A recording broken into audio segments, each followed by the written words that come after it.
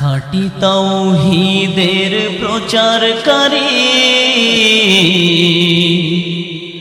মোরা সত্য পথের দিশারি। সাল্লাল্লাহু আলাইহি সাল্লাম বলছেন যে ভ্রমণ যদি আল্লাহ সন্তুষ্টির জন্য হয়, শিক্ষাটা যদি আল্লাহ সন্তুষ্টির জন্য হয়, তাহলে যতক্ষণ তুমি এই ভ্রমণে থাকবে ততক্ষণ ইবাদত করতে তুমি আসো।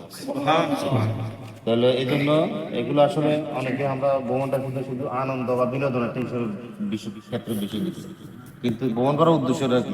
আল্লাহর চিনার জন্য, আল্লাহ সৃষ্টিকে দেখে আপনার মন অনুধাবন করবে যে আল্লাহ এই সৃষ্টি যেমন সূচনা করছেন প্রথম, এই আল্লাহ আবার কিয়ামতের দিন আবার এই সূচনা করতে করতে পারেন।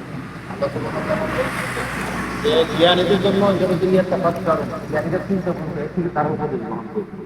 শুধু আমরা ভ্রমণ করলাম, দেখলাম, সেটা একটা করলাম, এটা ভ্রমণের আসল পরিচয় হয় না, শিক্ষার আসল পরিচয়। এই জন্য শিক্ষা সফর তো শিক্ষা করবেন, শিক্ষা সফরের মতো যেন এই বিষয়টা খেয়াল করা উচিত। পদে পদে যেখানে পা দিবেন ওখানে রাসূল সাল্লাল্লাহু আলাইহি ওয়াসাল্লাম সুন্নাহ আছে।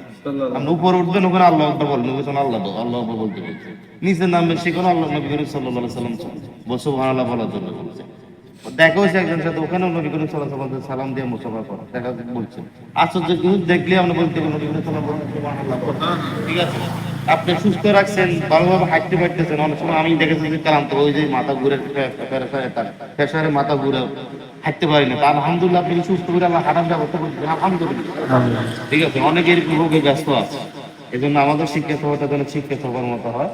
এই জন্য আমাদের এই যে সময় আছে একজন আমির আমরা নিযুক্ত করছি, যাতে করে একটা নিয়ম শৃঙ্খলার মধ্যে থাকে। নবী করিম সাল্লাল্লাহু আলাইহি ওয়াসাল্লাম বলতে, তোমরা যখন কোনো ভ্রমণে যাবে, সফরে যাবে, একজন আমির নিযুক্ত করো, যার কোনো আগে থেকে এটা আমির নিযুক্ত করা হয়েছে, যাতে করে তার কমেন্টমেন্টে আমরা চলতে পারি। যদি তাকে পরামর্শ দিতেছেন দিবেন, কোনো সমস্যা নেই। ঠিক আছে, হয়তো কিছু হইতে পারে, মানুষ যদি ভুল হইতে পারে, সংশোধন করার উদ্দেশ্যে যদি দিতে পারে সেটা ভিন্ন কথা, কিন্তু ওনার আমরা চেষ্টা করবো যে ওনার কমেন্টমেন্ট করে আমরা চলার জন্য, যাতে করে আমার মধ্যে যেন বিশৃঙ্খলা সৃষ্টি না হয়। ঠিক আছে, আমরা টাইম বাই টাইম আবার নিরাপদ জায়গা আমরা যেন পৌঁছতে পারি।